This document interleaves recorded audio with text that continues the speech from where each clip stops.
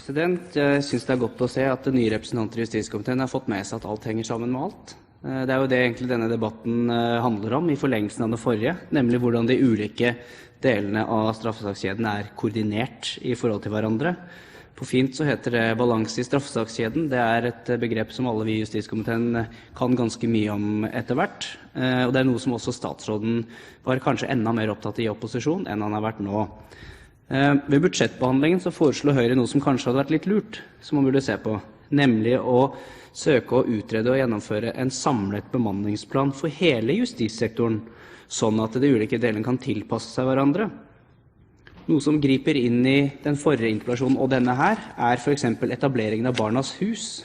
Både politiet og domstolene peker jo på store økonomiske og praktiske utfordringer knyttet til bruken av disse. Og det gjør jo ikke det uten grunn, men fordi at vi har vedtatt noe politisk, og så har vi ikke sjekket ut nødvendigvis om domstolene og politiet i stand til å håndtere den utfordringen de har, noe som et veldig bra tiltak, men som dessverre så det en del praktiske ting knyttet til økonomi, avstander, små domstoler, små politidistrikt, kompetanse og så videre.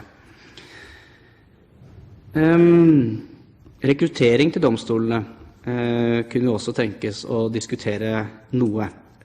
Vi ser jo at det ikke like attraktivt for alle å søke seg til domstolene som det var før. Det blir større konkurranse om arbeidskraften. Det noe jeg vet at statsråden opptatt av, og som følger med på. Men vi ser spesielt på for eksempel jordskifterettene, lønnsnivå versus andre deler av rettssystemet. Vi ser at det kanskje et litt lite spennende navn. Jeg tror kanskje ikke det bare navnet, men litt sånn gammel kultur som kan virke, om ikke frastøtende, men kanskje ikke tiltrekke seg alle de unge menneskene man gjerne skulle hatt dit. Men en stor utfordring fremover faktisk å sikre nok folk til domstolene som kan ta seg av de store oppgavene som domstolene har.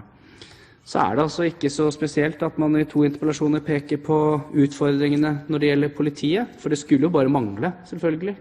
Når politiet får mer penger fra et år til annet, etter en politikrise, og man får altså inngått en avtale om å jobbe mer, at det skulle komme mer saker i domstolene. Men det problemet jo at man ser ut som den visse julekvelden på en viss person kom, med tanke på hvor sprengt man var på varetektskapasitet. Og det sier jo noe om hvorfor man hadde behov for å utrede mer samlet i justissektoren, sånn at ikke det hver eneste gang kommer som et sjokk. At så fort politiet begynner å gjøre en viss innsats igjen etter en konflikt, så får man faktisk press på varetektssituasjonen. Som gjør altså at man har sluppet løs, også inntil nylig, folk som gjengangere. I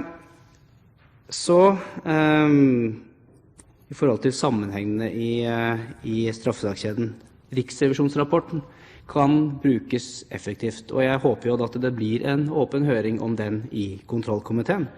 Og da jo nettopp samhandlingen mellom politi, domstol og kriminalomsorg utrolig viktig at man faktisk fokuserer på en sånn høring. Fordi hvis vi bare diskuterer domstolen for seg, politiet for seg, så kommer vi til å oppleve akkurat de samme utfordringene år etter år, nemlig at man ikke greier å balansere de ulike delene av straffesakskjeden.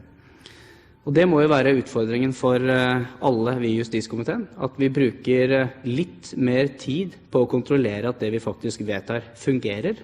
Det altså en del av grunnen til at Høyre her i dag har 2 interpellasjoner, en om politiet og en om domstolene, rett og slett for å etterprøve om alle de lovordene, glansbildene, pressemeldingene som sendes ut, om de i samsvar med hvordan virkelighetens verden Så hvis vi kunne bruke litt mer enn 1 time på kontroll, og litt mindre diskusjon på budsjett, så kunne vi kanskje oppleve at det ble mer balanse i straffesakskjeden, og at man greier også i enda større grad å se grunnen til at det viktig å diskutere både politiet og domstolene i en og samme dag, selv om det 2 forskjellige interpellasjoner. Så jeg vil gratulere nye representanter med å ha fått med seg hvordan ting faktisk henger sammen.